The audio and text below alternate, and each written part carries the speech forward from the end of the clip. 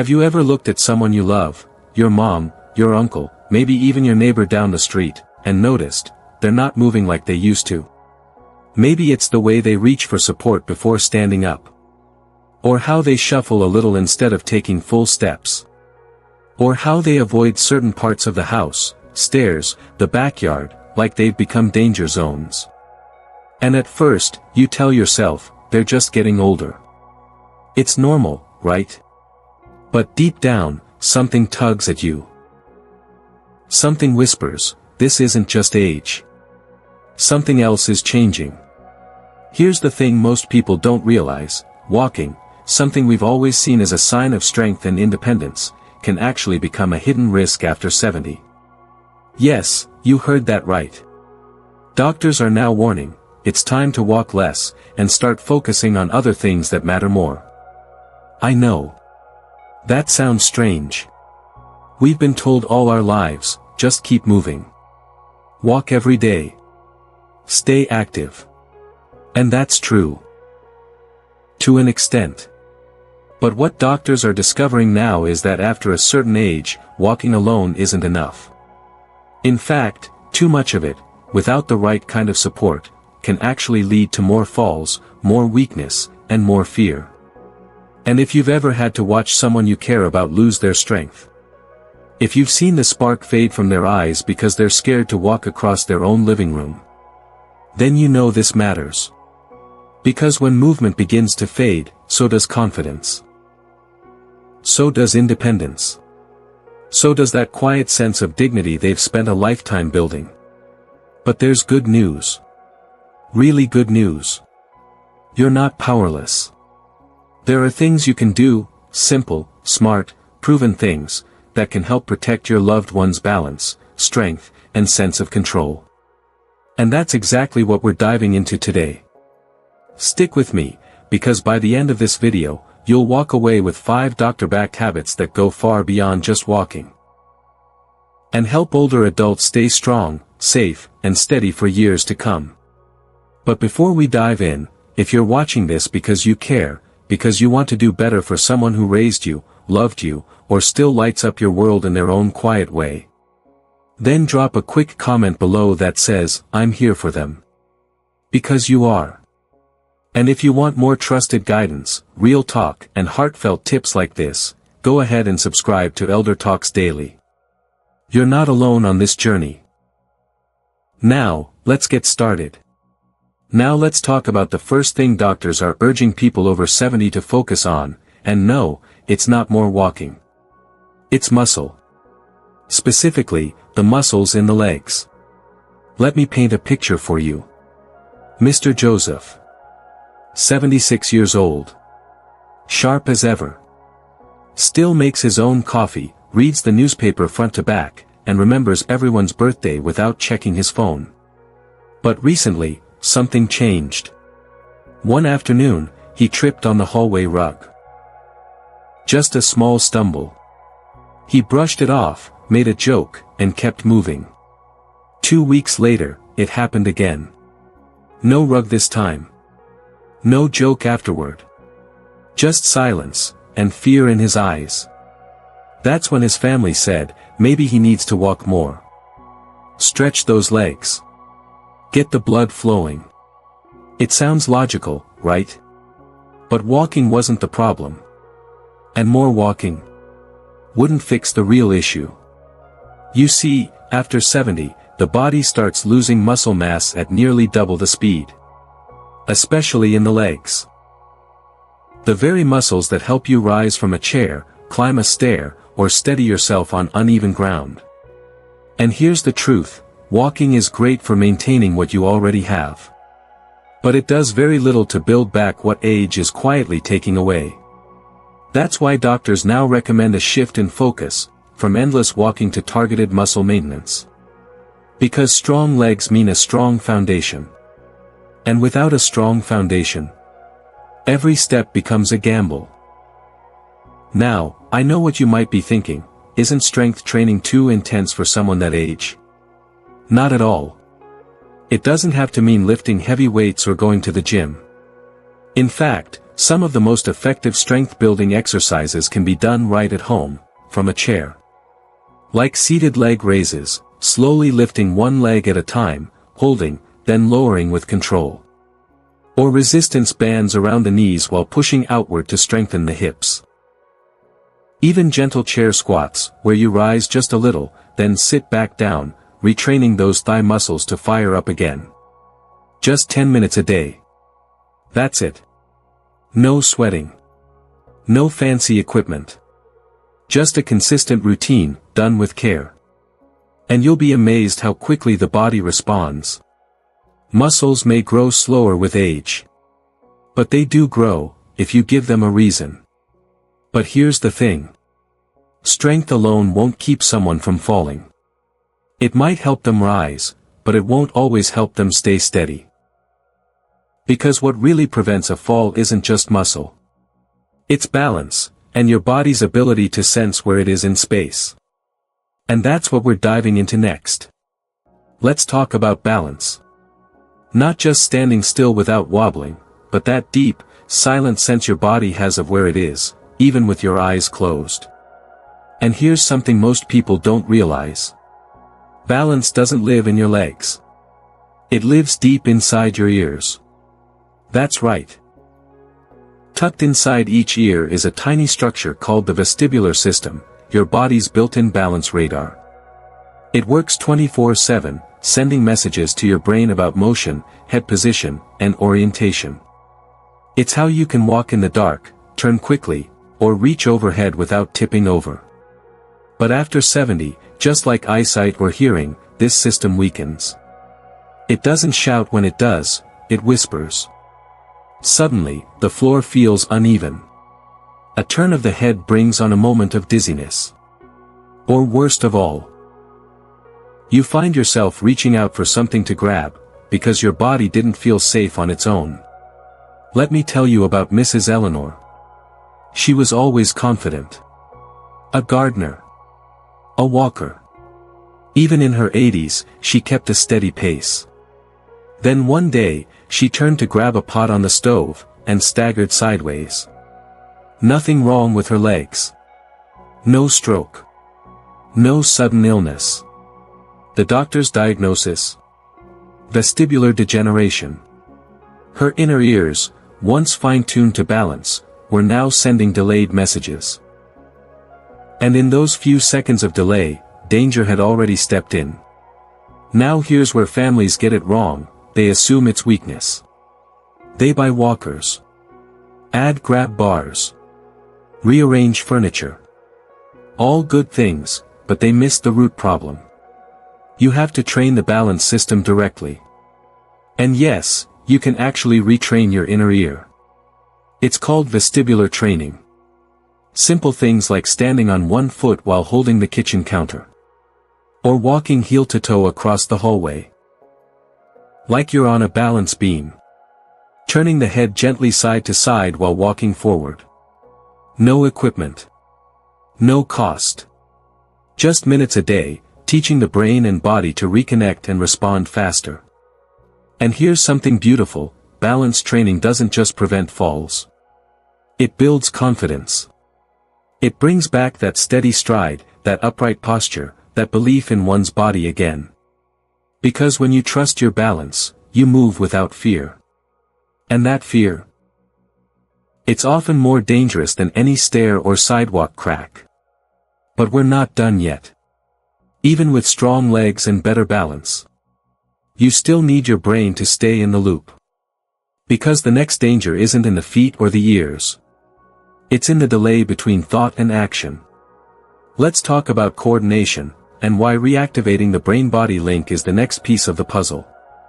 Now let's go even deeper, into something we almost never think about until it's gone. Coordination. That beautiful, invisible connection between your brain and your body. You think, step, and your foot moves. You reach for a cup, and your hand lands right on it.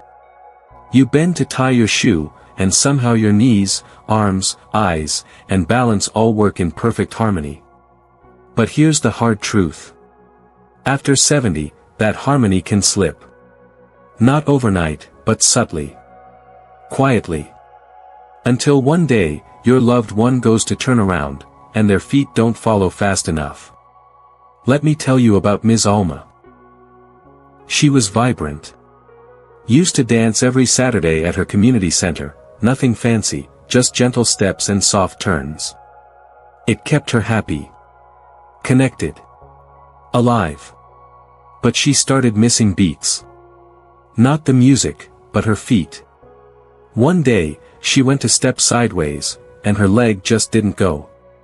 She froze. Then she fell. Not from weakness. Not from dizziness. But because the message from her brain didn't reach her body in time. That's neuromuscular disconnect. You see, the older we get, the slower the signals travel between the brain and the muscles. And when those signals lag, even for a second, it's enough to cause a misstep, or worse, a fall. Now here's the misconception: people assume clumsiness or stiffness means they're just getting old. But it's not age. It's unused wiring. And like any good electrical system, unused wires, they start to short-circuit. So, how do we bring that connection back? You reactivate it. With simple, brain-body exercises that force the brain to stay alert, and the body to follow through. Try these: toss a ball from hand to hand while standing, forcing the eyes and arms to sync. Tap your right elbow to your left knee while standing, then switch sides. This engages cross-body movement, which is key for coordination. Even drawing figure eights in the air with your toes while seated gets those dormant signals firing again. And here's the best part: these exercises feel playful. They're fun. Light. They don't feel like work, and that's important. Because when a senior feels like they're playing again, they participate. And participation is what builds consistency. And consistency? That's where results live. So yes, coordination can be rebuilt. Not perfectly. Not instantly. But meaningfully. And when that brain-body link strengthens, suddenly, stepping off a curb, reaching for a shelf, or turning around in the kitchen doesn't feel like a risk anymore. But there's one more part of the body we can't ignore. The part that meets the ground, every step of the way. Let's talk about feet. Not just the muscles, but the sensors buried inside them. Because without those, even the best coordination can lead you off balance. Alright, now let's bring it down to the ground, literally. Because everything we've talked about, leg strength, balance, coordination, it all depends on one critical foundation. The feet. Think about this. Your feet are the only part of your body that's in constant contact with the world beneath you. They're your shock absorbers, your stabilizers, your first line of defense against slipping, tripping, and tipping. But as we age, we start to lose touch. And I mean that quite literally. Let me tell you about Uncle Ray. He was always barefoot at home. Said it made him feel young. But one day, walking across the tile, he missed a step, barely a quarter inch, and went down hard. He couldn't explain it. He didn't feel the shift under his foot. Didn't register the unevenness. And the doctor told him something he'd never heard before: you've lost some of your foot sensation. Here's what happens. Over time, the nerve endings in the feet begin to dull. The brain gets fewer signals about where the ground is, what it feels like, if it's level, if it's stable. Combine that with weakening foot muscles, and every step becomes less accurate, less safe. And this is where many families make a crucial mistake: they focus on footwear. Orthopedic shoes, non-slip socks, thick insoles. And yes, those things do help. But they're not enough. You have to go beyond the shoe, and train the foot itself. Here's how: start with tennis ball rolls under the sole. Gentle pressure, back and forth. This reawakens those sleepy nerve endings. Practice picking up small objects with your toes, like a washcloth or a sock. It sounds silly, but it strengthens those tiny muscles that support every stride. Go barefoot on safe, textured surfaces like a yoga mat or carpet. It reminds the foot how to feel, how to respond to sensation. And here's a big one: practice shifting weight side to side while standing. It teaches the feet and ankles how to adjust again, how to stabilize under pressure. Because when the feet remember how to feel, the brain can respond. And when the brain responds, balance improves. Posture straightens. Confidence returns. This might be the most overlooked part of senior health, and yet, it's the foundation of everything we've talked about so far. But even with strong legs, steady balance, sharp coordination, and responsive feet, there's one more piece we can't ignore: endurance. Because none of this matters if your loved one runs out of steam before they make it to the front door. Let's talk about how to rebuild that inner battery, without pushing too hard. Now, let's talk about something you don't always see, but you definitely feel. Endurance. That invisible fuel tank inside every one of us. The difference between walking to the mailbox and needing to lie down after. Or finishing breakfast and feeling like the whole day is already too much. And let me be clear, this isn't laziness. It's not a lack of motivation. It's the quiet wear and tear of aging that shows up when the body just can't recharge like it used to. Let me share the story of Mrs. Adebayo. Every morning, she walked a little loop around her garden. 10 minutes, slow pace. It was her joy, her ritual. But one day, halfway through her walk, she felt dizzy. She stopped. Sat down. Her heart was racing. Her breath was shallow. And when her daughter asked what was wrong, she whispered, "I don't know. I just feel drained." The truth? As we age, muscles lose their mitochondrial strength, those little power plants inside each cell. Less energy gets produced. Oxygen doesn't circulate as efficiently. And recovery takes longer than it used to. And here's the big mistake families make: they push. "Come on, Mom, just one more lap." "Dad, you used to do this all the time, what changed?" But more isn't always better. And overdoing it after 70? It can actually weaken the body faster, by triggering fatigue that lingers for days. So what's the solution? Micro-movements. Pacing. Energy budgeting. Here's what that looks like. Instead of one 30-minute walk, break it into 3 10-minute walks spread throughout the day. Incorporate breathing exercises, deep, slow, rhythmic breathing to improve oxygenation before and after activity. Build in recovery breaks between any tasks. A short rest before moving from one room to another, or sitting for 5 minutes after a shower. Prioritize hydration and light protein snacks, because energy isn't just about movement, it's also about fuel. And sometimes, endurance isn't physical. It's emotional. The fear of falling, the memory of a past injury, the weight of feeling like a burden. All of that can drain the spirit, long before the body even moves. So encourage grace. Encourage listening to their body. Not every day will feel strong, and that's okay. The goal isn't to turn our elders into marathon walkers. The goal is to help them move with confidence, for as long as life allows. Because when endurance is paced, not forced, you don't just extend movement. You extend freedom. And when you put all 5 of these focus areas together, leg strength, inner ear balance, brain-body coordination, foot awareness, and endurance, you create something powerful, a lifestyle of strength without strain. But I know, everything we've covered might feel like a lot. So let's take a moment now, breathe, and talk about what this really means, emotionally. For you, and for the person you're caring for. Take a deep breath with me. Because if you've made it this far, you're not just someone who wants to help. You're someone who loves deeply. And that love, It's the reason this all matters so much. Because let's be honest. Watching someone you love begin to slow down, lose their strength, their balance, their spark, it hurts. It's not just the physical decline that gets you. It's the look in their eyes. That quiet frustration when they can't get out of the chair on their own.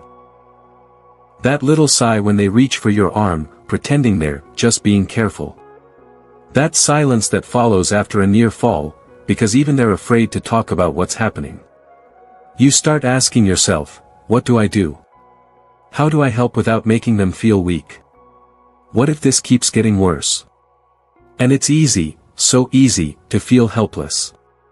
But here's what I want you to hear, loud and clear, you are not helpless. You have more power than you think.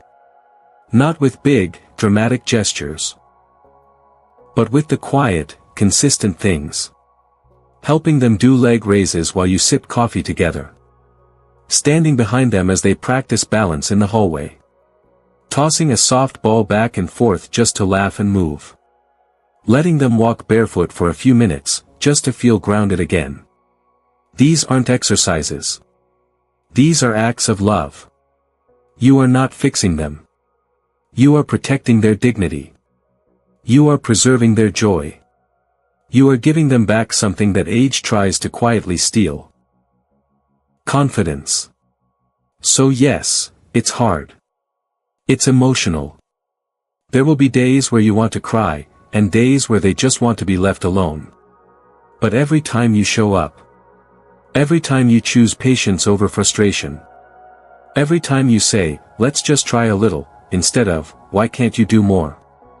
You are making their world feel safer. And maybe they won't say it. Maybe they can't. But trust me, they feel it. Because in the end, caring for someone isn't about preventing aging. It's about making aging gentler. You're not stopping time. You're softening the landing. And that is everything.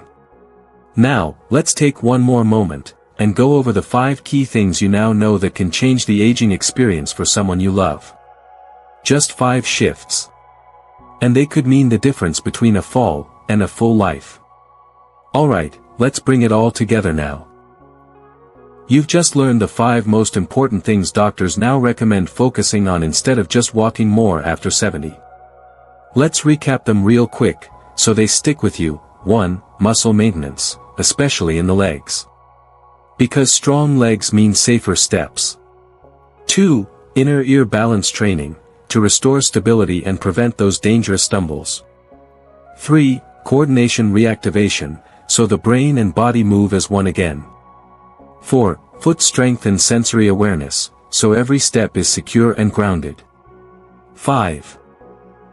Gentle endurance building, so they don't just move more, but move better, without burning out. And now I want to ask you something, gently. Which of these 5 spoke to you the most? Was it the story about Mr. Joseph? About Mrs. Alma freezing mid-step? Or maybe you saw your loved one in Uncle Ray, or in Ms. Adebayo? Whatever it was, I want to hear from you. Drop a comment below and tell me, what have you noticed in someone close to you, and what small change do you feel inspired to try first? Because when we share stories, we build a stronger community. And that's what ElderTalks Daily is here for. Not just to give information, but to walk with you. So if this video made you feel more prepared, or gave you a little more peace in your heart, please take a second to hit like. And if you want more real talk like this, more stories, more guidance, more tools to help you care for the ones you love most, go ahead and subscribe to ElderTalks Daily right now. We're here every week with simple, compassionate advice to help you navigate the aging journey, one small step at a time. Thank you for being here. Thank you for showing up, for them, and for yourself. And remember, strength isn't always about walking farther. Sometimes, it's about choosing the right things to focus on, and doing them with love. I'll see you in the next video. Until then, stay strong, stay kind, and stay connected.